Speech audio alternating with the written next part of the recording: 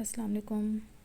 آج ہم ناول پڑھیں گے جیے ہم کس کے لیے، اردو افسانے۔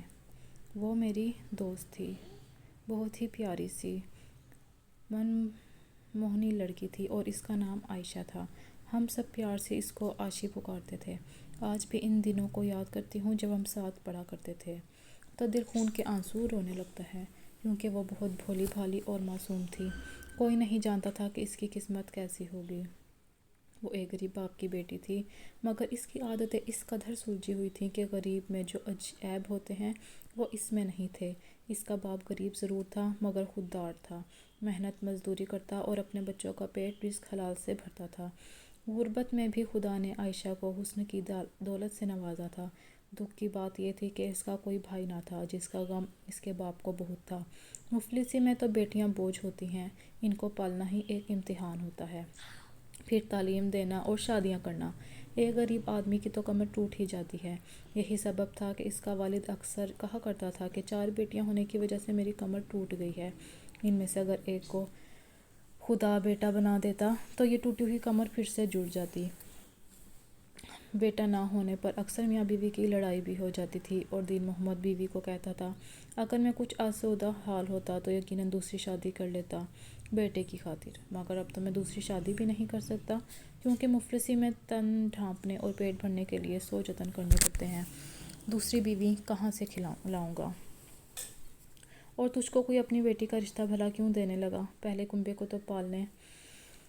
بس ایسی ہی چیخ جب ان میاں بیوی کے درمیان ہوتی تو عائشہ بہت پریشان ہو جاتی تھی۔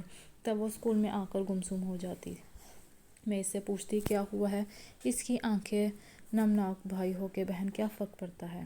پڑھنے لکھنے گھرانوں میں فرق نہیں پڑتا، مگر ہمارے گھرانوں میں بیٹے کی اہمیت زیادہ ہوتی ہے، کیونکہ والدان کے لیے بھائی بڑھاپے کا سہارا نہیں، بہنوں کے لیے بھی محافظ ہوتے ہیں۔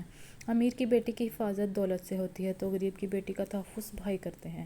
عائشہ ایسی فلسفیانہ باتیں کرتی کہ میں حیران رہ جاتی۔ وہ بہت ذہین تھی۔ قدرت نے اسے اچھا ذہن تحفے میں دیا تھا، لیکن وہ بڑی مشکل سے تعلیم حاصل کر رہی تھی۔ اس کے ایک ماموں اور خالہ پڑھے لکھے تھے اور انہی کی وجہ سے اس کو بھی جانا اسکول نصیب ہوا تھا، ورنہ اس کے دودیال والوں نے بڑی مخالفت کی تھی کہ ہمیں عائشہ کو نہیں پڑھانا، ہمارے یہاں لڑکیاں نہیں پڑھا کرتی۔ دنیا کہاں جا رہی ہے مریم؟ ہمارے خاندان والے کے وہیں ہیں، کنویں کے مینڈک۔ وہ جھنجھلا کر کہتی، جب چچا پھپھو آتے ہیں مجھے چھٹی کرنی پڑتی ہے تاکہ وہ ابو کے کان نہ بھریں، ورنہ وہ میرا اسکول جانا بند کروا دیں گے۔ بیچاری عائشہ کو بڑے مسائل درپیش آتے تھے۔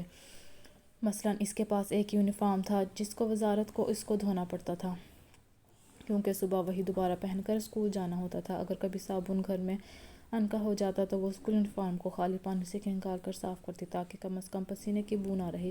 اس کے پاس ٹوتھ پیسٹ خریدنے کے لیے پیسے نہیں ہوتے تھے، لہٰذا وہ کوئلے کا منجن خود گھر میں بنا کر رکھتی تھی اور صبح سویرے اس منجن سے دہان صاف کر کے آتی تھی۔ کاپیوں پینسل وغیرہ کے لیے ہمیشہ تنگ رہتی تھی۔ اگر جوتا ٹوٹ جاتا تو وہ سوئیں سے جوڑ کر پہن لیتی، مگر وہ پڑھائی میں طاق اور اول نمبر تھی، اس لیے اس کی عزت کپڑوں سے نہیں، اس کی اپنی لیاقت سے تھی۔ پھر وہ حسین اس قدر کی تھی جیسے 14ویں کا چاند ہوتا ہے، گویا خدا نے اس کو خود اپنے ہاتھوں سے فرصت میں بنایا تھا۔